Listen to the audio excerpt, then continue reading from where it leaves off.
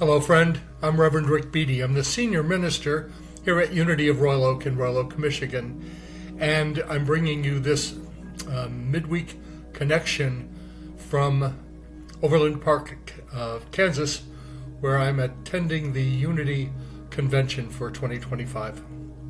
And I love to do this, and I'm playing music from the Nature Healing Society that is copyright free for meditation in the background. So I want to invite you to visit our website, unityroyaloak.org. And if you're new to visiting us, if you visit for the first time, let me know if you think of it, if you want to. Rick, at unityroyaloak.org. I love to hear from you and connect with you. And my favorite quote, if you've been around me any amount of time, one of my many thousands of favorite quotes, is "We're all just walking each other home," which is a saying of Ram Dass, and he wrote a book by the same name. So I think that that's true. I may be the senior minister because that's my full-time job, and I work full-time. And I love everything that I do, including reminding you of who you are. So if I can somehow support you on your journey, I would love to do that. So you can find out everything we have going on at our center, unityroyaloak.org, and some of it's hybrid, meaning online and in person. Some of it's in person only, and some of it is online only. So we're here to serve you with principles and practices that can change life if we let it. As my teacher and mentor and tormentor, Reverend Dr. Martha Creek, often says, we are co-inspirators in bringing inspired teachings to the whole of the planet. So I want to share with you a reading from yesterday's Daily Word, and you'll know why I picked it here in a minute. I'm sharing it on the 18th of June. Tomorrow is Juneteenth, which is a celebration of Freedom Day. But perhaps I'll put out another meditation for Juneteenth this Thursday. So I want to share with you from the version that was published for June 17th, and I'm doing it today from the Be Unity app, which is a wonderful way. If you subscribe to Daily Word digitally, and it's cheaper than the printed version for many reasons, you can have it on the app, and I have it on the app. And you just have to use the same. It's not working very well. You just use the same email address you used to subscribe, and you can subscribe at dailyword.com. Okay, from yesterday's reading, the key word is serve. The affirmation: as I serve, I know greater joy and peace. As I serve, I know greater joy and peace. When I feel resigned to accepting the state of the world as it is, I feel discouraged at the thought of others suffering or going without. I know what I need to do to help myself. A lot of people are in that place, aren't they? Aren't we? All of us. What can I do? I had the most amazing experience yesterday. I watched some of the news for the first time in a long, long time. I don't watch the news. And it took me sideways. It actually plunged my blood sugar, but that's a whole other thing. That'll show up in a sermon. I continue. I may not be able to help everyone in the world, but I can still be of service wherever I am. Being of service is empowering, a way to feel I am helping to make the world a better place.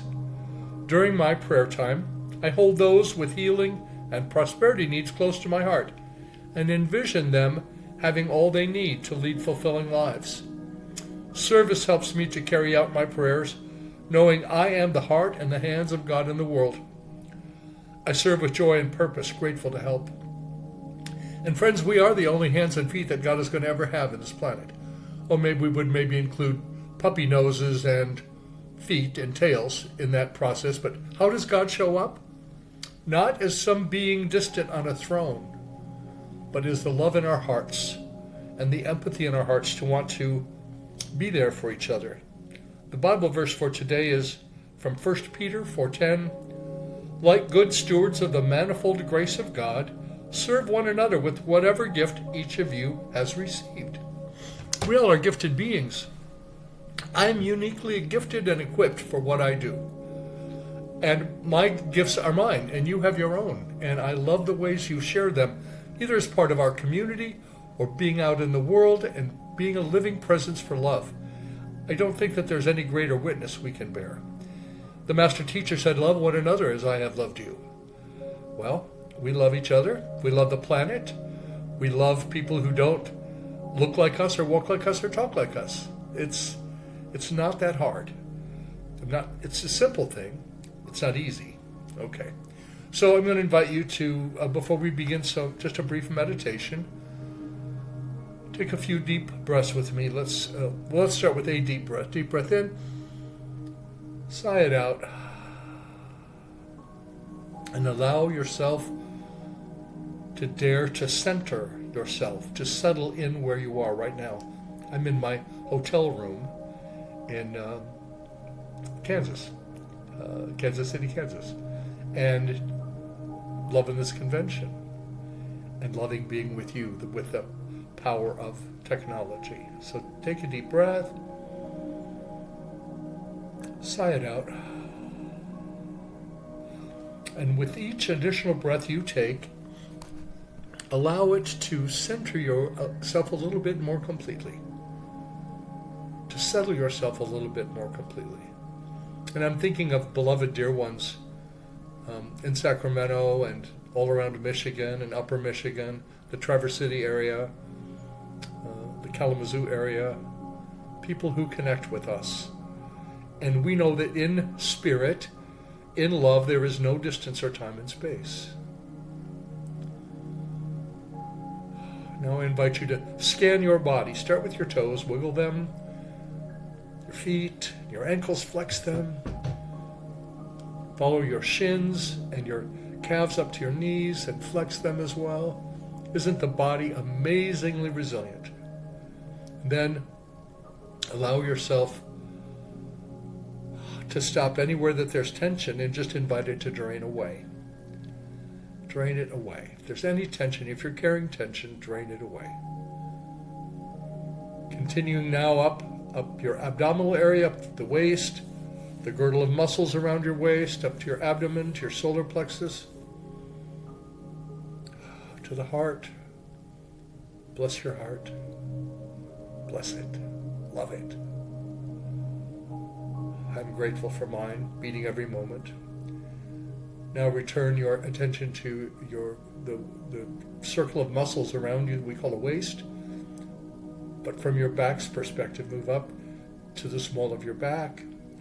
I've been moving recently some boxes, and so I let go of the tension that is gathered there.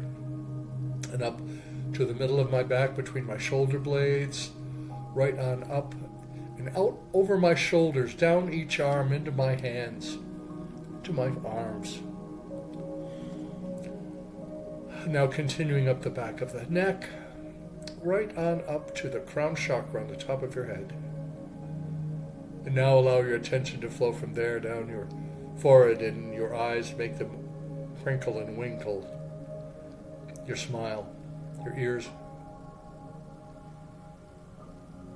I used to be able to make them visibly move. I can't do that anymore for some reason. Maybe I need to practice more.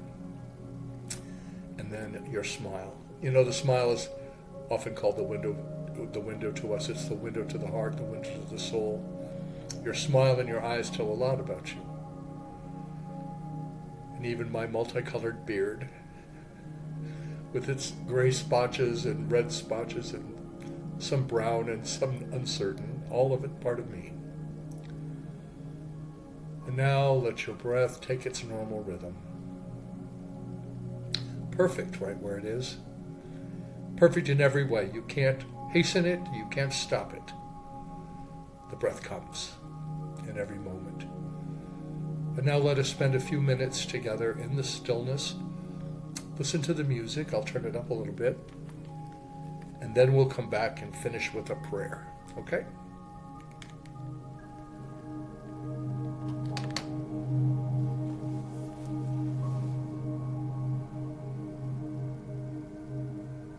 And you can meditate with your eyes open or closed, or softly focused, some people call it, squishy-eyed, I call it. I have a name for everything. It takes some practice to meditate with your eyes wide open, and some practice to do it in a public place.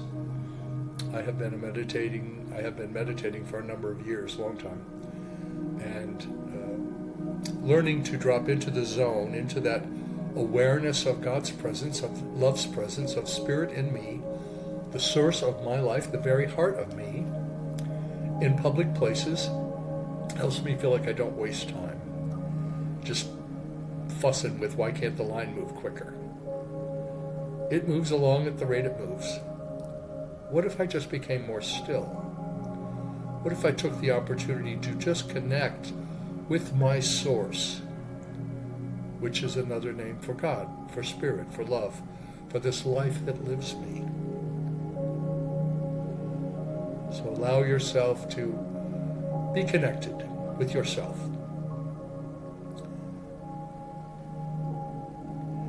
And open your heart and mind. I open my heart and mind to the many ways that Spirit is showing up in me today. And I open myself to that presence in you as well.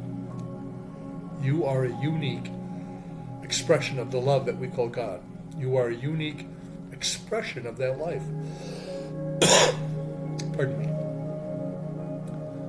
If you hear any noise that disturbs you, let it simply be a reminder to turn within, to turn back to the place where you feel connected to Source.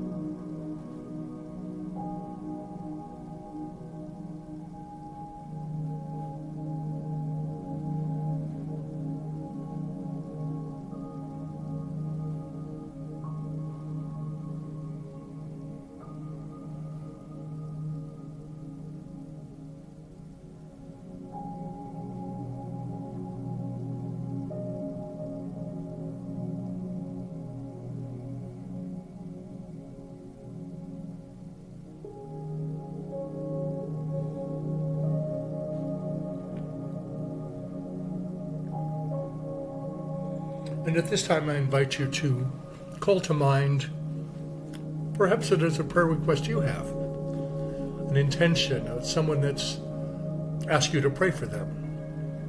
Or perhaps it's your own intention. Perhaps it's for the world around us. We can pray, trusting and knowing that resources are available to help heal this situation that we are experiencing globally of divisiveness and unrest. By understanding that we are all part of one family, we call that humanity. And in fact, we're more than just the human family, but all of the animals, everything is an expression of the life of God. Now that includes everyone you love and everyone you don't love. And the Master Teacher said, love each other. Perhaps when we can do that, we will have ended the divisiveness. At any rate, hold in your mind an image, anyone you'd like to share some love energy with, any circumstance or condition that is concerning to you, anything that you're very grateful for, just hold that and let's pray together. Father, Mother, and everything, God, we give thanks as always for your presence with and in us, as us, always. Breathe into that. We bless all of the dear ones who have sent in prayer requests to our prayer email, prayer@unityroyaloak.org. We bless all those who have called, who have texted, who have somehow reached out to one of our prayer ministry team members. or to me. Today I'm giving thanks for Reverend Dr. Martha Creek, who's here at this convention, and we've had a wonderful time celebrating her. And for this gathering of Unity ministers and licensed teachers and board members and others, charting a course for our movement as we move to a historic decision this fall about recombining Unity Worldwide Ministries and Unity World Headquarters back into the organization they were in the beginning, which was called Unity School of Christianity. Now, we may not have that name anymore. Now we talk about Unity World Headquarters and Unity Worldwide Ministries. I'm hoping that we just go back to being unity. What a process that would be. What a blessing. So we give thanks for all the things that people are holding in their minds and their hearts. I give thanks for the ways that people contribute to support this ministry with their prayers, their energy, their interest, their attendance, and their finances. It takes all of those things. And I bless you, friends, that I'm here, and we are here as a ministry to support you on your own journey of being different in the world, being in love in the world. So God bless you. Remember that the light of God surrounds us. The love of God enfolds us. The power of God protects us, and the presence of God watches over us. Wherever we are, God is. All is well. Namaste.